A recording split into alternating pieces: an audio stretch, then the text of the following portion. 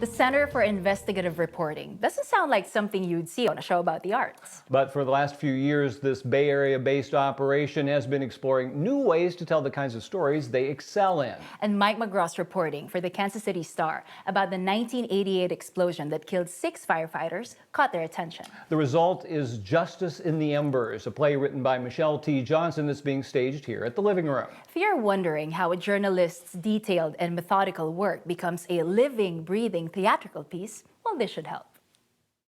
Cindy is almost a better person to have an extensive kind of showdown with about Brian's guilt. At first glance, you might peg these two as old friends, catching up over coffee on an unusually warm December day.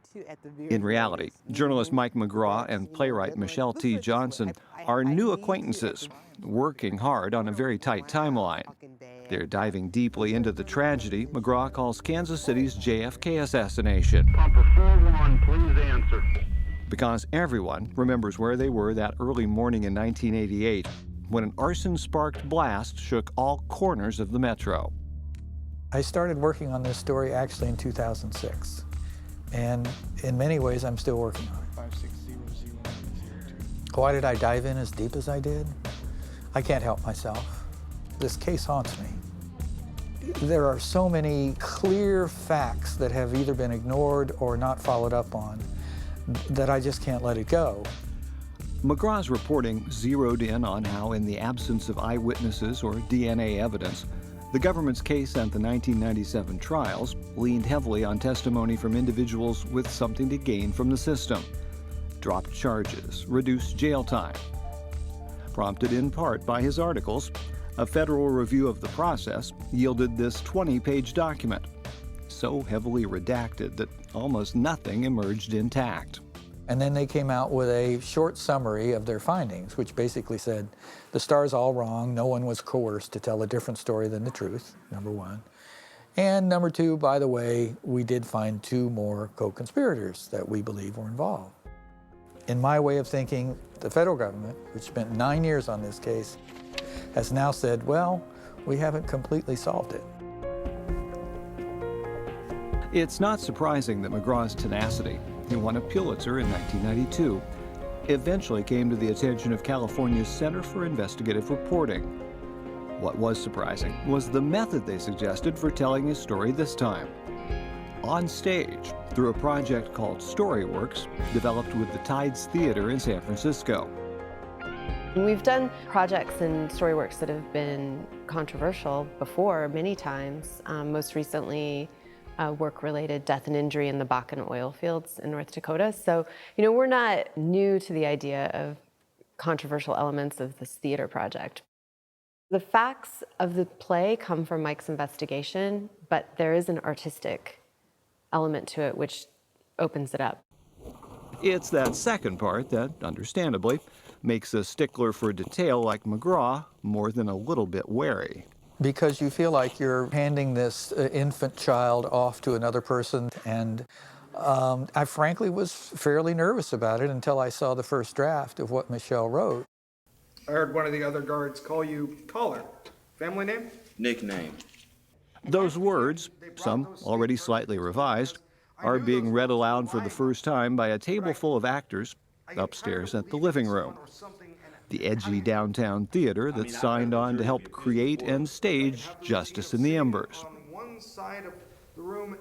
It's great to hear the story fleshed out by real humans who take on trying to embody the character. You did see that the female security guard working that night admitted under oath that she had burned a car for insurance money before. This is a different process, I'd say, than other plays I've written on, because 2 characters are fictional, but the bulk of people in this play are real.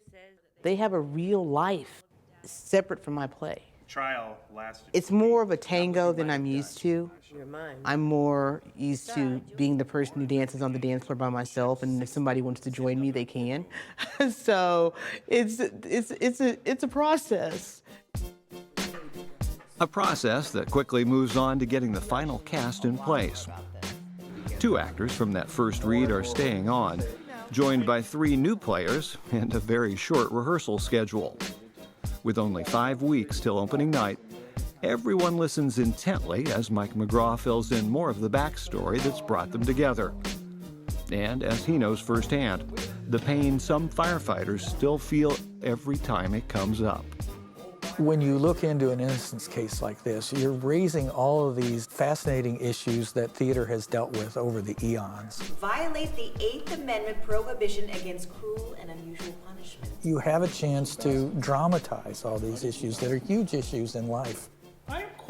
With apologies to Shakespeare, the play is not the only thing.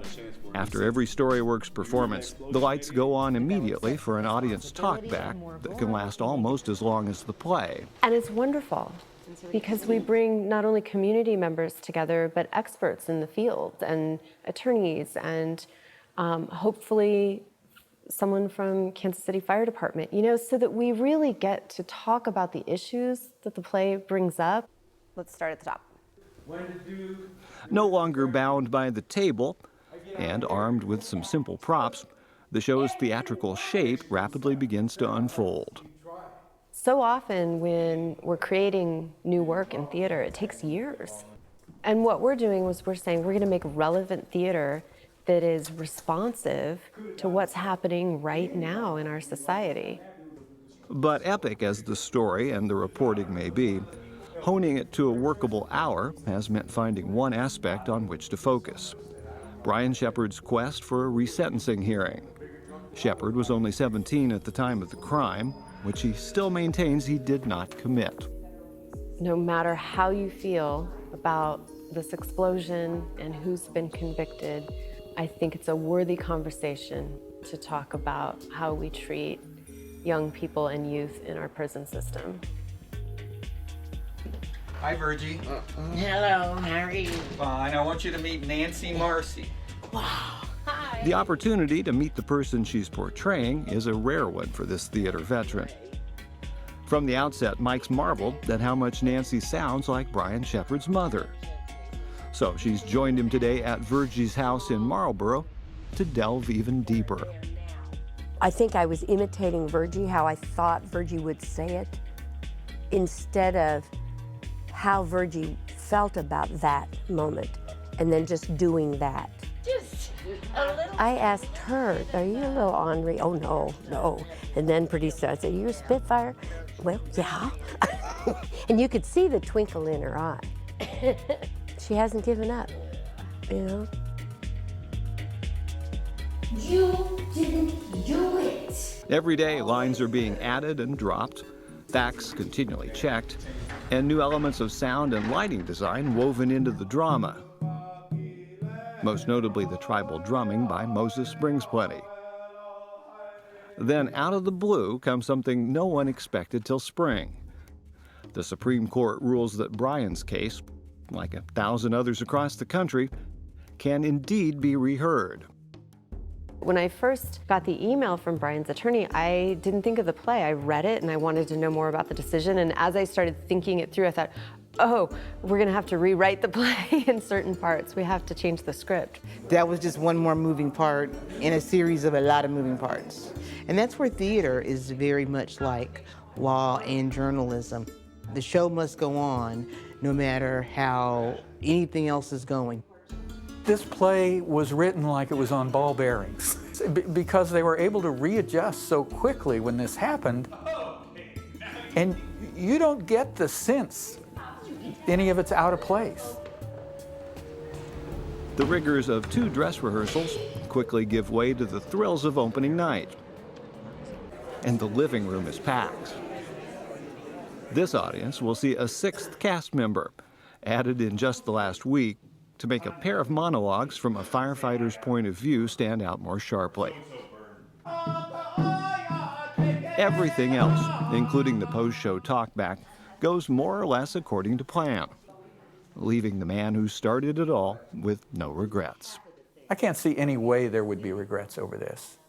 I know how strongly some of the firefighter families feel, and I think they regret it, but I think if they sit through the play and watch it, they will see something different than they expect. No DNA evidence? I even passed the lie detector test. If I didn't get it before, we all got it tonight. I mean, there's nothing like having a whole bunch of family members who are emotional because we're bringing their people's story to a stage. It's fascinating to me what putting journalism on stage can wrought. I think the more people that know not only about this case, but how the criminal justice system works and how sometimes it doesn't work in a perfect way, the better.